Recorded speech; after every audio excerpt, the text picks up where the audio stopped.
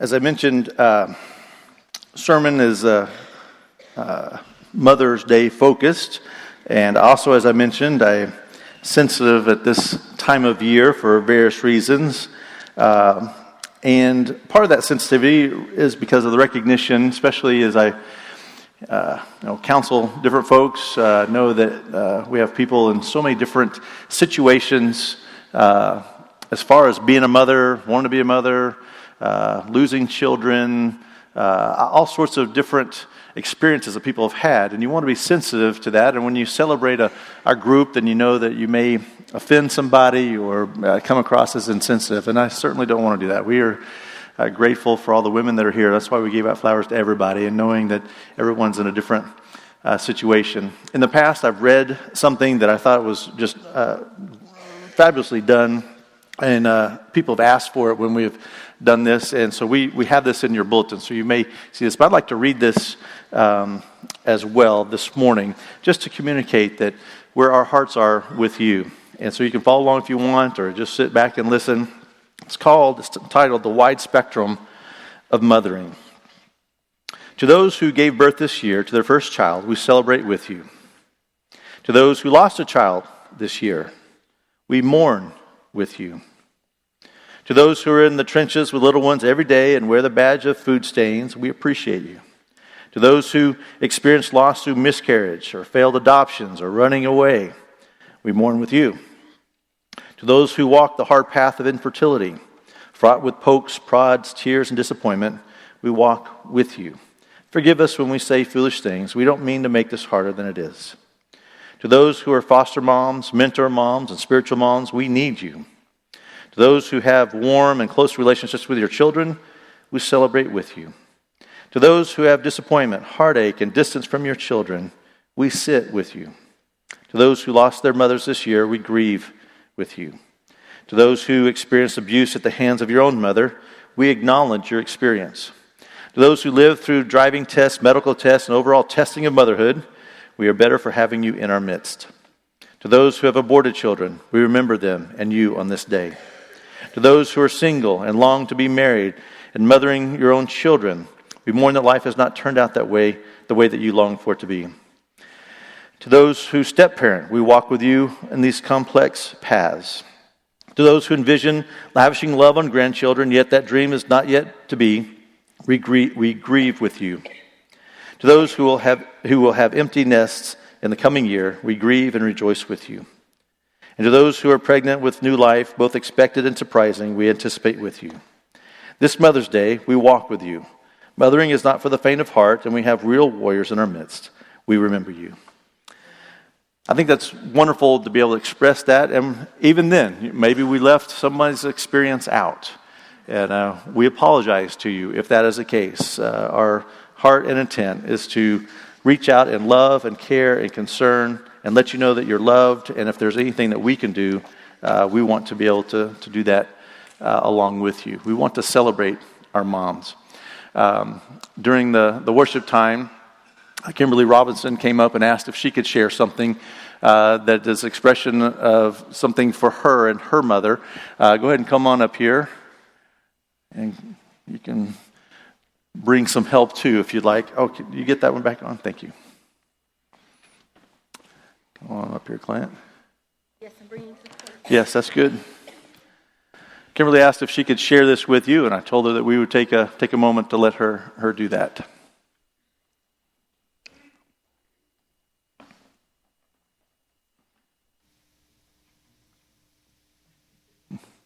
Jonathan's. There you go. Awesome. Hi, y'all. Why don't you come over here so everybody can see you? Good. I thank y'all so much. First, let me say that this is my wonderful son. You know him. Probably most of you. Keep this close to your mouth. Okay, here we go. First, let me thank Scott and all of y'all for doing this for me. I lost my mom last August, and I just really, when Scott was calling out, you know, how many children, how many grandchildren, I just felt an amazing urge to honor my mother. I am the youngest of 13 children. She had 7 boys, 6 girls, her and Daddy. and 2 miscarriages. They actually had the last miscarriage after me. Randall, maybe you could hold this bumper. Yes, that's a great idea. Shaking. Great idea. Thank you. Anyway, they had 13 children. And then after the miscarriage, Daddy told Mother, I think that's enough. And so they never had any more children. Without practicing any birth control, that was enough. And I guess God heard Daddy, and that was enough. Anyway, at our funeral, which, by the way, so many of you attended and so many of you assisted in and blessed my huge family in such an amazing way, please know that we thank you so much. It was y'all were amazing. Scot is amazing. For anybody that might not have a clue, he's amazing. Okay, my sister wrote this. This wasn't planned, so thank y'all for bearing with me. I'm going to try to get through it, but it just was something that she wrote to honor Mother then, and I just really felt strongly that I wanted to honor her one more time in public. It's called The 13 Did You Evers. 13 children, 13 did you evers. Did you ever have a mother who had 13 children and wanted more? We did. Did you ever have a mother who would always take your side even when you were wrong? We did. Did you ever have a mother who would do without everything for you? We did. Did you ever have a mother who was as fierce as a lion if you hurt one of her kids? We did. Did you ever have a mother who got up before everyone else to light the fires and cook the breakfast? We did. We had a wood-burning stove for much of my young childhood. Did you ever have a mother who worked from before daylight until after dark every day? We did. Did you ever have a mother who hated to send you to school and who couldn't wait till you got home? We did. I was her last, and on my first day of school, she cried because I was so excited and told her how much I loved it. Did you ever have a mother who would read her Bible to you and who sang spiritual songs to you and who tried to live right by you before you? We did. Did you ever have a mother who truly loved and reverenced your daddy? We did. Did you ever have a mother who mended fences and prayed nonstop for her children? We did. Did you ever have a mother who wrote you encouraging letters and sent you inspirational stories? We did.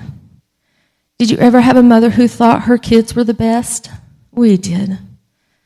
Did you ever have a mother who embarrassed you until you grew up and realized how amazing she really was? We did. Thank y'all very much.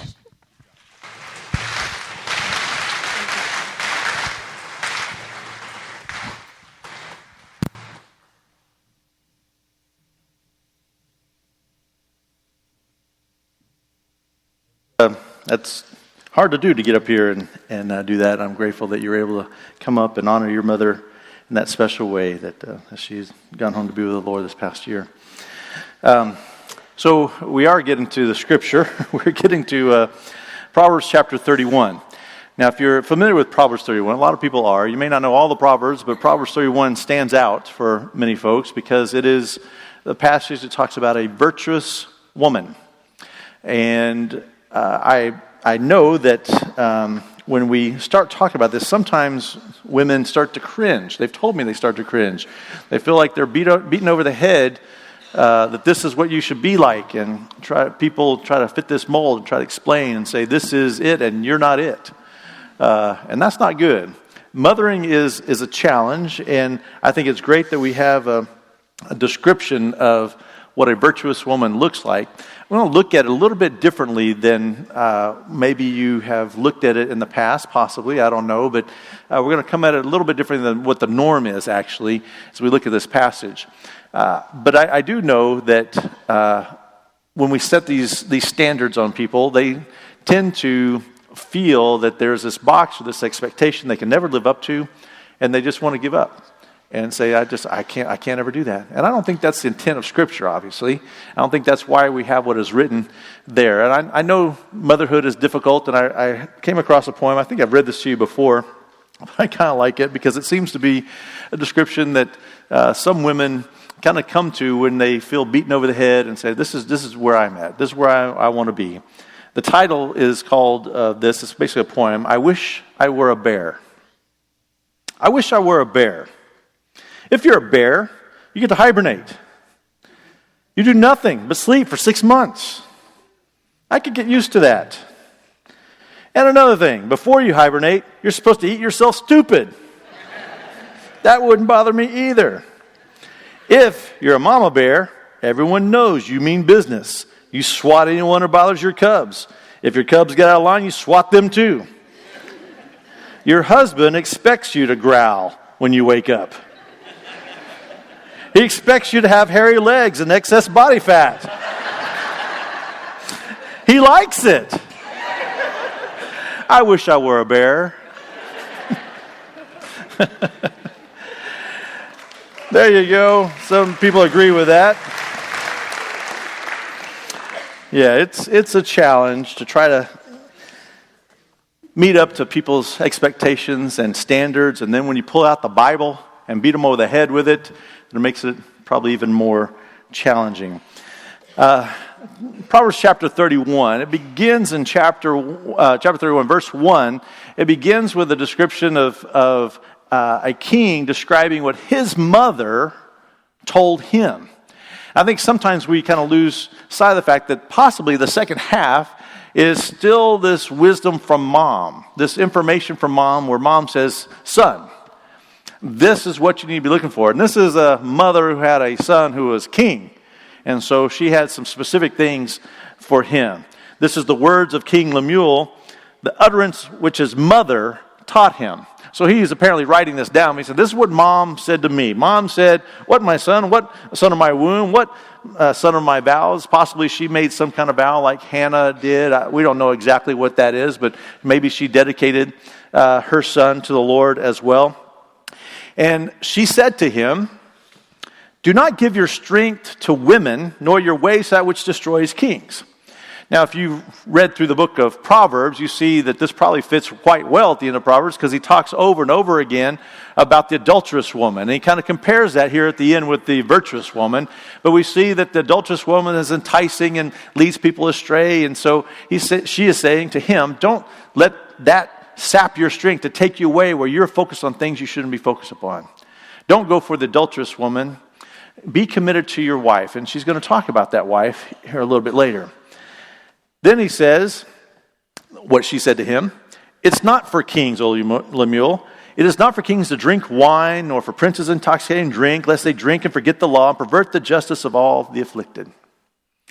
She is saying, try to keep your wits about you. Don't be enticed over here with certain kind of temptations. Don't be enticed over here with other kinds of temptations, especially with alcohol that could cloud up your thinking that you're in charge. You're making laws that are affecting everybody. You be careful about that. I will tell you that that's concerned me sometimes in Austin. There's been times where people have intoxicating drink and then they go out on the floor and they're making laws that affect you and me. I can see this played out right in front of me. It makes me kind of ill inside, thinking I can't believe certain people who I know had just been drinking are now out there on the floor. And sometimes they get into intense situation where it looks like they're going to fight, which I don't think that it would do normally if they weren't in that frame of mind, that they would be thinking more clearly about things. And so this is kind of logical. This is reasonable. We would understand this is the way it should be, but that's not the way that people always act. And so the king's mother says, be careful about the women, be careful about the drink. And he says, just leave the drinking stuff to those who are faint of heart, who have some problems, but you be careful. You be careful because you have to have a clear mind. You have to be thinking clearly about things. And she says to him, speak up for those who can't speak for themselves. Those who are appointed to die. Now, this is probably mostly focused upon people at the end of their life, the older people, the ones that can't stand up for themselves. Some people have said, well, this also should fit for the unborn, which I think it could. It is those who can't speak for themselves that are appointed to die through abortion, that we need to step up and say something. We need to do something. And so Lemuel's mom says, you need to be able to step up for those who can't step up for themselves. Open your mouth. Judge righteously. Plead the cause of the poor and the needy. That's another thing that many times we sort of put off to the side. We think about the poor and the needy as they got themselves in that situation. They need to figure out how to get themselves out. rather than how can we come alongside and encourage and help and be thinking. If you read through the Psalms, you read through the Proverbs, you read through the prophets over and over again, it's talking about the poor, talking about the needy, reaching out to them. We have quite a few resources in our country and at our disposal, and I believe that we need to be intentional about looking out after those who are poor and needy. When, again, on the floor, when they come up with certain bills, sometimes the more conservative side seem to kind of react against some of the things that are said because they're thinking people need to have personal responsibility. But some of the things that I hear are people that really are caring about the poor and the needy. They're stepping up and trying to figure out how can we intervene, how can we help, how can we come alongside, how can we show compassion. And so sometimes I feel like the politics push people to extremes that maybe normally wouldn't if they were thinking through what is it that God wants for us. So Lemuel's mom was saying, you need to be careful. Focus upon the poor and the needy. Help those who can't help themselves. And then we move to the passage, the famous passage, verse 10 and following. In the next 22 verses is this description of a virtuous woman. It's written kind of an acrostic. It uses the first letter of each of the alphabet, of the Hebrew alphabet. And so the first one begins with the first letter and second letter and on through. And so it's kind of a poem. And so some people would say, well, maybe this is written by somebody else. Maybe there's a natural break here between 9 and 10. Maybe it is something that Lemuel wrote himself and kind of added to the end here. Maybe the first part was what his mom said. Second part is what he is coming up with. Maybe it's a continuation. Maybe it's somebody else. We don't know for sure.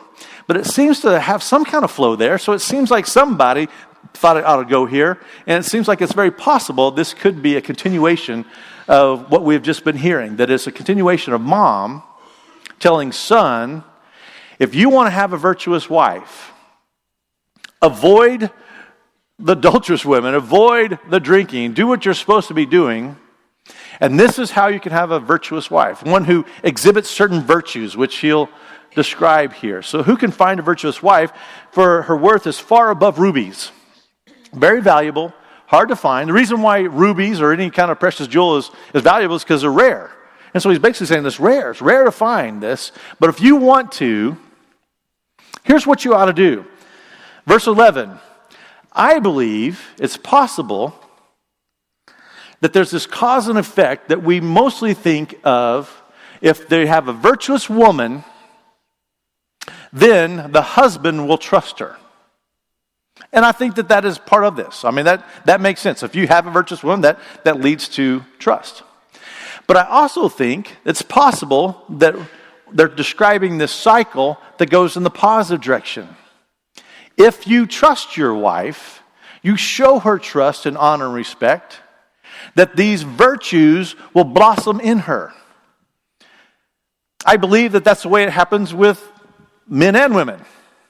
If somebody comes alongside you and sees something that's positive, sees even a grain of something, they want to flourish that, they admire that, they talk about, they encourage you along those lines, and then you go, wow, I think I want to do that. I want to be more of that. When somebody says something that complements a character trait in you, I want to live up to that. When people start to beat you down, when they start to say negative things, when they start to say, well, you never do this, you always do this, I can't believe you're this way. How do you want to respond? Do you respond going, okay, well, now I'm really going to show, I want to be good now, or do you go, fine. If that's the way you see me, that's what you're going to get. That's typically the way we respond. If somebody starts to say something negative about you, talk negatively about you, assume this about you, assume the negative, assume that this is never going to be good, you're never going to achieve anything, you're never going to be positive, then you start to go, okay, well, then why try? I believe this is a description where he says, the heart of her husband safely trusts her, so he will have no lack or gain. You trust, so will have no lack or gain. He trusts her so that she steps up and does what she's supposed to do. He shows her honor, speaks into her. And again, I think it's a cycle. He trusts her, she's virtuous. She's virtuous, so he trusts her. I think there's a cycle, but I want to look at this more from the perspective of our moms, our wives. If we would like to see them blossom to be what God intended them to be, then we treat them in a very special way, the way God intends us to treat them. Paul picks up on this in Ephesians. He says, husbands, I want you to cherish your wife. I want you to nourish your wife. I want you to love your wife unconditionally, like Christ loves the church. He doesn't say, as long as she's lovable, you can do that. It doesn't say, cherish her, nourish her when she shows you respect. It says, cherish and nourish her. Period. The end. That's what we're called to do. Christ loved the church unconditionally. He didn't wait till we were lovable. And while we're still sinners, Christ died for us. So he's calling us to a high standard to love our spouse, to cherish and honor her. And I believe this passage, we look at this way, I believe we would see why that would flourish and cause to bloom this woman that God has created. So he says, the heart of a husband trusts her, and he'll have no lack of gain. She's good, not evil, all the days of her life. If you trust your wife, you honor her, respect her, nourish her, then you can trust her that she's going to do what she is intended to be. She seeks wool and flax and willingly works with her hands. She gets wool to make clothes from sheep, and flax is like a reed that they kind of spin into a cloth too. It's a very fine kind of material they can make. They can make sails and certain things out of them, but they can also make very fine clothes. It's grown in the Egypt area, and they would grow these plants that they would make into this very fine linen. So she would gather that and put it together and put together things that she could make with her hands. She is like merchant ships. She brings her food from afar. Most commentators don't think that she's actually getting on a merchant ship and going somewhere, thousands of miles away to bring back food, but that she is industrious and she's figuring a way that she wants to provide for her family. She knows that they love her, they respect her, they trust her, and so she goes out and maybe she makes some cloth and she goes and sells that in the markets, and then the merchants that do bring in food from different parts of the world, she thinks this will be fun for my family, they would enjoy this, I want to be creative, and they bring it, she brings it back, and she makes good food for the family. It's not just the same old all the time. She's trying to find ways to celebrate her family because they are celebrating her. Then in verse 15, she also rises while it's still night and provides food for her household and a portion for her maidservants. She cares about her family. She gets up early and works. That's not necessarily you have to get up early, but it means that you're not lazy. You're not idle. You're not sitting around doing nothing. It's a wife who we trust, that we love, and this wife wants to provide. And so she gets up and she does what needs to be done, and she cares about even the servants in the home. She cares about everybody. She is not just focused upon herself. She considers a field and buys it. From a profit, she plants a vineyard. She's looking for ways to be industrious, to be creative, to find ways to provide. She's not sitting around doing nothing because her family trusts her, loves her, and respects her, and honors her. And she says, I want to fulfill that. I want to do everything I can to help provide for the family. She girds herself with strength and strengthens her arms. She perceives that her merchandise is good and her lamp does not go out by night.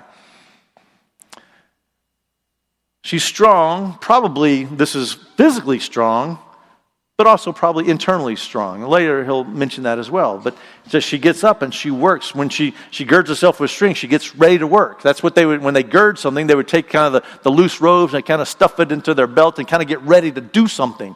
And so she's getting ready to work. She wants to work hard. And then when she works hard, the things that she gets, it says she perceives that her merchandise is good. That word perceives is the word taste. We say taste and see that the Lord is good. It's that same word. She tastes it. She knows this is good stuff. What I'm doing is providing for my family. They're appreciative. God is appreciative. And her lamp does not go out by night, meaning she works day and night. That doesn't mean she doesn't sleep. She gets up, talks about getting up early. But she is industrious. She's not sitting around doing nothing because her family trusts her. She stretches out her hand to the distaff and her hand holds the spindle. That's a way that they would spin wool. They have the big long thing that has the threads on there, and they work hard. So she's making her own thread, and then she makes her own cloth, and then she makes her own clothes, it says. She extends her hand to the poor. If this is still mom speaking to Lemuel, she said to him, I want you to be reaching out for the poor, and you need to find somebody that you can encourage that reaches out to the poor as well, that will see you doing this, that you can trust, that will do what you are supposed to be doing. Find somebody that has a heart of compassion, that you can fan that flame. Somebody that wants to reach out to the needy. Verse 21, she's not afraid of snow for her household. Why? Because she's got clothes for them. It doesn't snow a lot in Palestine area, in Israel, but it does. It gets cold, and they make sure they have clothes. But not only that, it says clothed with scarlet. Scarlet is made from, they take these shells, and they crunch up these shells over, and I think probably on the coast, they would take these shells and make this real fine powder, and they would make red out of that, and they would dye their cloth, and it was something that was special. So it wasn't just that they at least had a blanket over them. She would make something nice. They would keep them warm, but they would be dressed nice. There would be something they could be proud of.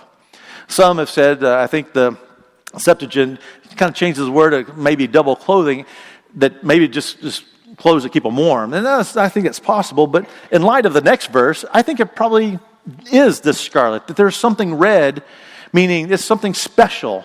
She makes something special for them. They love her, respect her, trust her, and so she wants to live up to that. She wants to make something special for them and make sure that they stay warm. Because then it says she makes tapestry for herself, and this is probably something in the house, like over the bed or on the wall, different things, because this word is used other places to mean that. She makes different things for the whole house. Her clothing is fine linen and purple. They get this purple from a mollusk. They would take a mollusk and they have this little gland they would take out, and they would mash that gland and kind of milk that gland, and they would get a little dye out of that. But it takes like 250,000 of these mollusks to make an ounce of this purple dye.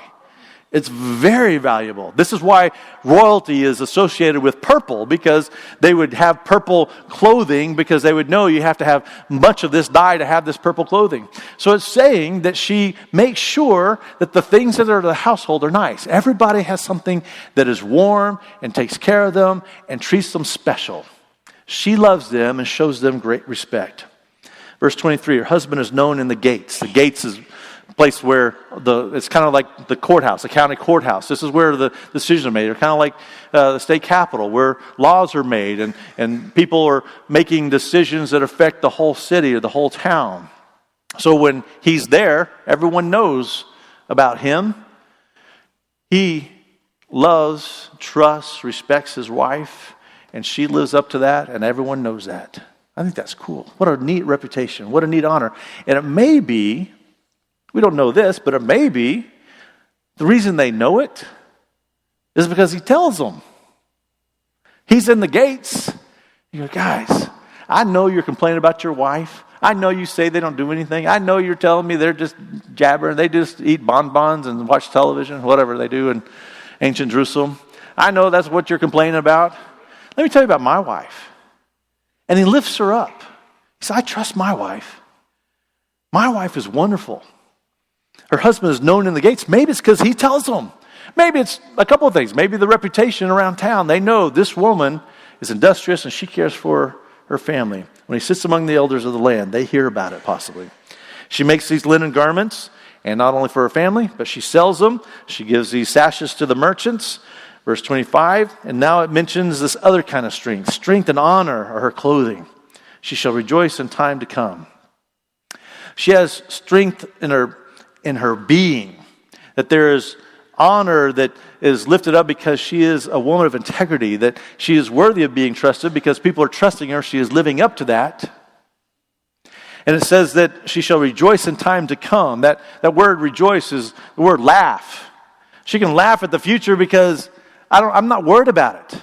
I'm secure because I know that God has given me a certain amount of time, certain amount of abilities, and He wants me to live up to this and use what I've been given. And she works hard, and she knows that everything's taken care of. So I don't care about the future and being scared and worried and fearful of what's going to happen. I can laugh at the future. I can laugh at the things that are to come. She opens her mouth with wisdom, and on her tongue is the law of kindness. As she understands that wisdom, as we see earlier in Proverbs, the fear of the Lord is the beginning of wisdom. she fears the Lord. She understands what God wants for her. So she steps up and does what God wants her to do. And her tongue is a law of kindness. That when she speaks, it's because she loves. When she speaks and she says, this is what's right, this is what's wrong, it's because of her love for God and a love for others. She watches over the ways of her household and does not eat the bread of idols. That kind of summarizes this woman that is being trusted. I'm going to skip through a couple of this real quick for time's sake.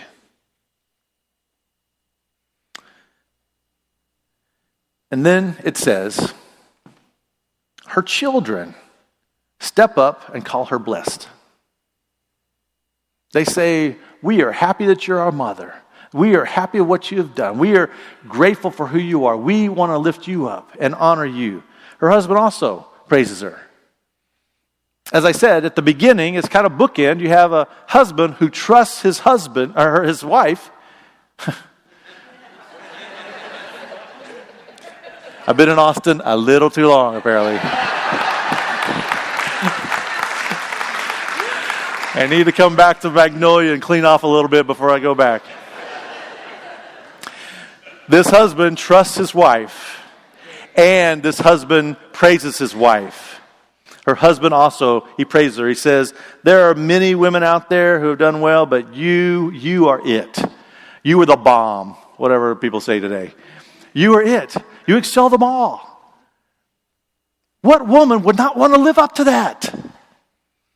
The husband and the children come alongside, man, Mom, you are so awesome. Look at all the things you do for us. You provide for us. You care for us. You love us. You do things in the home. You do things outside the home. You're doing things for the community. Everyone knows about it. Oh, you are so wonderful.